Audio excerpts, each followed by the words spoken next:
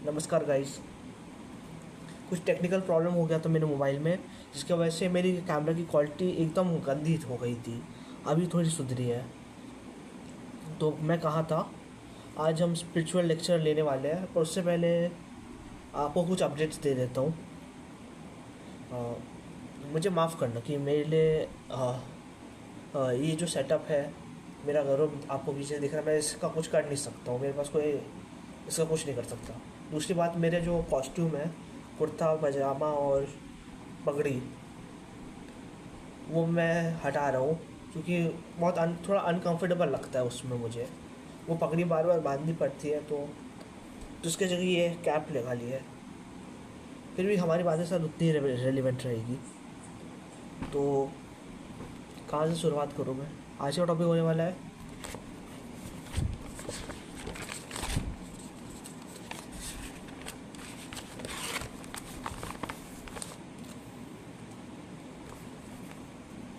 पता नहीं pen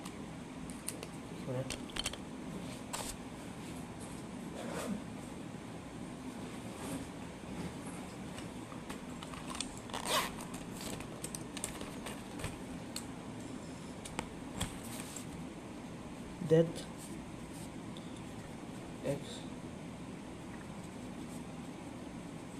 existence of God after life,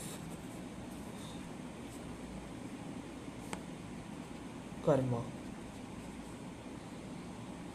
आज के लिए इतना टॉपिक रखते हैं। तो सबसे पहले डेथ की बात करते हैं। तो कुछ लोगों को होता है डिप्रेशन में जाने के बाद उनको आते हैं सुसाइडल थॉट्स। तो मैं अगर आप में से किसी को भी ऐसी कोई प्रॉब्लम है कि आप डिप्रेस्ड हो और आपको सुसाइडल थॉट्स वगैरह आ रहे हैं, सुसाइडल हो रहे हो, तो मैं आपको सलाह दूंगा किसी साइकियाट्रिस्ट को अप्रोच करने के लिए। मुझे भी डिप्रेशन हुआ था। मेरे साथ कुछ एक्सीडेंट हुआ था, मैं एग्ज़ाम में फेल हुआ, तो उस वजह से मैं भी डिप्रेशन से गुजर चुका हूँ। तो मैं आपको यही सलाह दूंगा कि आप प्रोफेशनल हेल्प लीजिए। देखिए, डेथ डेथ जो है एक बहुत बड़ी चीज़ है, और जीवन जो है उसका छोटा सा हिस्सा है। आप लोगों ने अगर मैं उल्टी बात कर रहा हूँ, पर सच बात है कि नथिंग हर जगह, नथिंग ही एवरीथिंग होता है। हमारी जो ये दुनिया बनी, पहले कुछ नहीं था, फिर सिंगुलैरिटी से बिग बैंग हुआ, और फिर यूनिवर्स एग्जिस्टेंस में आया। तो उससे पहले नथिंग ही था, यूनिवर्स से पहले नथिंग ही था। तो डेथ ऐसे ही है कि आप इस दुनिया में पहले नहीं थे, फिर आए, फिर वापस चले गए। तो ये डेथ को आपको एक्सेप्ट करना चाहिए। ऐसा लग रहा है जैसे कि आसमान से जो फरिश्ते हैं, वो मौत के तीर हमारे ऊपर फेंक रहे हैं, और एक ना एक दिन वो तीर हमें लगना ही लगना है। बस वो उसकी बस जितनी देर में वो तीर आ रहे हैं, वो है हमारी ज़िंदगी। तो डेथ को एक्सेप्ट कर लो कि आज रात को ही मैं ख़त्म होने वाला हूँ, जैसे मैं सोऊंगा और अगले सुबह मैं नहीं उठूँगा। इस चीज़ को आपको एक्सेप्ट करना है। और अब जब आप ये एक्सेप्ट कर लोगे, तो जब सब कुछ मीनिंगलेस हो जाएगा, तो सब कुछ मीनिंगलेस से ही आप मीनिंग बनाओगे। अगर समझ में नहीं आ रहा तो एक बार कुछ सोचिए कि आपको एक फ्रीडम मिल गई कि अब मैं कुछ भी कर सकता हूँ, क्योंकि जो अभी मैंने बनाया वो मिटना ही है, मुझे खुद मिटना ही है। तो पता है क्या, जब मैं छोटा था तो मैंने एक शो में देखा था कि कोई राइटर थे, उन्होंने एक अपनी बुक में एक टेक्नोलॉजी के बारे में लिखा कि लाइट को कॉन्सेंट्रेट करके एक मिरर टाइप लेंस में कॉन्सेंट्रेट करके उसे एक पावरफुल वेपन की तरह यूज़ कर सकते हैं, और वो लाइट की बीम को लेज़र की तरह बना के चीज़ों को काटा जा सकता है। एक वेपन, लेज़र वेपन उन्होंने बुक में बनाया था। उस राइटर का नाम H.G. वेल्स ऐसा है, विलियम है या ऐसा कुछ है नाम है, मुझे नाम याद नहीं। H.G. वेल्स ऐसा कुछ नाम है। तो वो टेक्नोलॉजी सही में एग्जिस्ट करती है, और जो लोहे लोहे को जो काटा जाता है, वो लेज़र से काटा जाता है फैक्ट्रीज़ में। वो टेक्नोलॉजी उनकी बुक से डिराइव करके ली गई है। तो ऐसे करके मतलब वो राइटर भी थे और एक तरह से साइंटिस्ट भी बन गए। तो मुझे लगता था राइटर लोग जो है उनके लिटरेचर, उनके मरने के बाद भी उनके लिटरेचर को पढ़ा जाता है काफ़ी सालों तक, और वो रेलिवेंट होता है।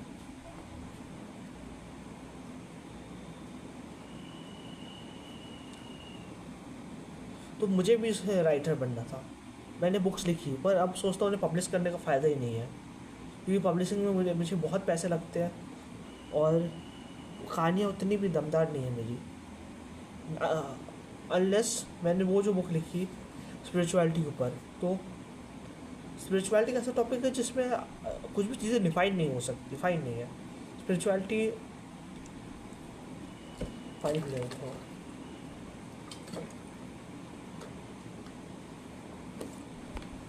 स्पिरिचुअलिटी में हम अपने आप को जानते हैं और अपने कनेक्शन को जानते हैं इस यूनिवर्स का जो कनेक्शन है।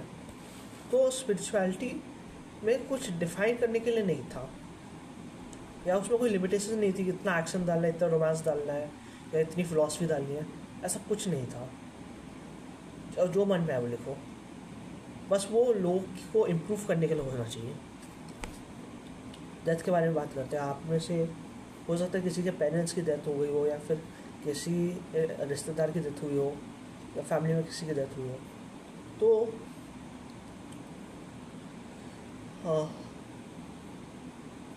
इसमें मैं ये कहना चाहूँगा कि डेथ जो है सबके लिए इक्वल ही है। तो आपको जो उनके साथ हुआ वो आपके साथ भी होना है, तो ये बहुत नेचुरल चीज़ है ज़िंदगी में। वो एक पोएम मैंने सुनी थी, और बहुत साल हो गए उस बात को।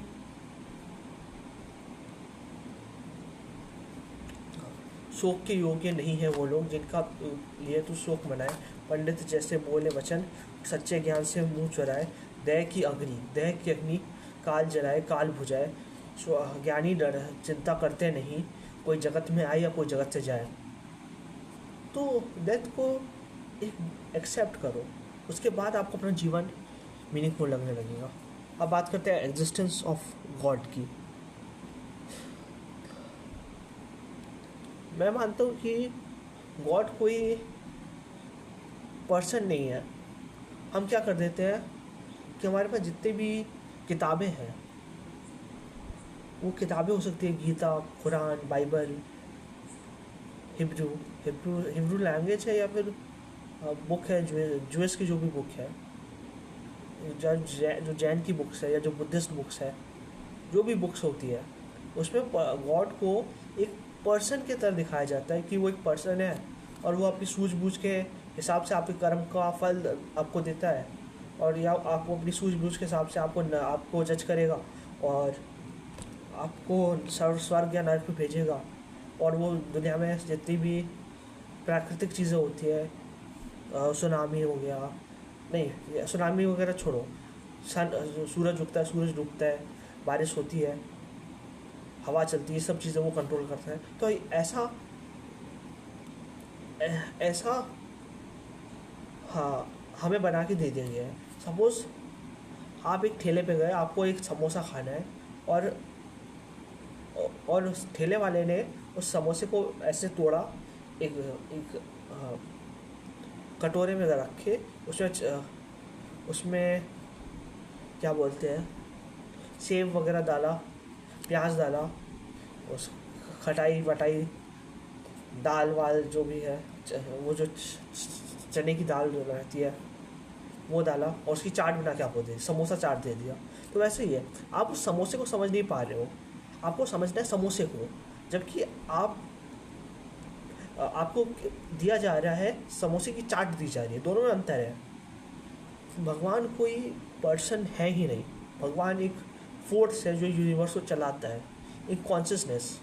अब मुझे बताइए कि एक एनवायरनमेंट है, उसमें एक कुत्ता है, एक बिल्ली है, एक पेड़ है, एक इंसान है, और सब लोग ऑक्सीजन से ही सांस ले रहे हैं। पेड़ जो है ऑक्सीजन प्रोवाइड कर रहा है, और वो लोग उसी में सांस ले रहे हैं। तो ये लोग जुड़े हुए नहीं है क्या?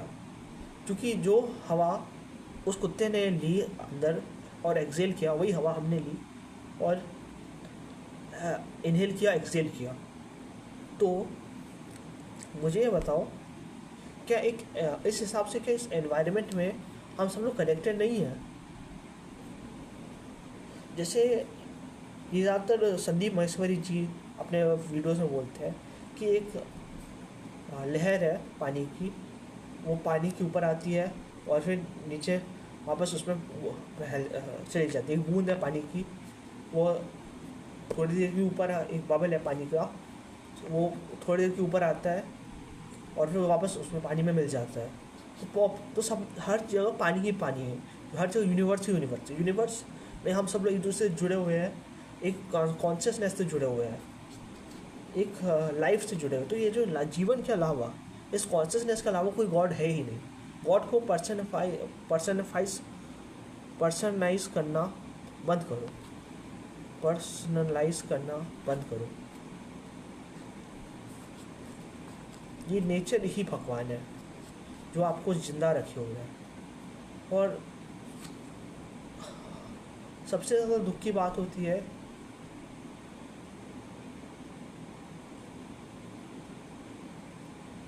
कि हम इस नेचर की रिस्पेक्ट नहीं करते।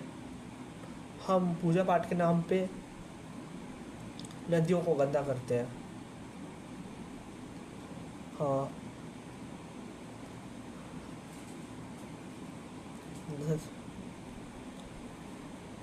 जबकि वही नदी हमें जीवन देती है। आफ्टर लाइफ के बारे में आपका क्या विचार है?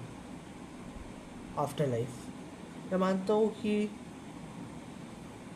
जो हमें बताया गया है कि हाँ, हम इस जन्म में इंसान हैं, उससे उसके पिछले जन्म में हम कोई लोअर लेवल के इंसान थे, कोई शूद्र वगैरह था, फिर हमें क्षत्रिय का जीवन मिला, फिर ब्राह्मण का जीवन मिला किसी को, उससे पहले किसी को हाथी का जीवन मिला होगा, उससे पहले किसी को कुत्ते का जीवन मिला होगा, उससे पहले किसी को पौधे का जीवन मिला होगा, उससे पहले किसी को कीड़े का जीवन मिला होगा। तो ये 80 लाइफ्स का कोई कॉन्सेप्ट होता है, इसमें 80 प्रकार के क्रीचर्स बनने के बाद इंसान बनते हैं, ऐसा कुछ होता है। पर मैं इन चीज़ों में नहीं मानता। जो चीज़ हमने देखी नहीं, हम उसको मान के सकते, इसका कोई प्रमाण ही नहीं है। आप उन चीज़ों को मानिए जिनका प्रमाण है, ना कि उन चीज़ों को चीज़ों का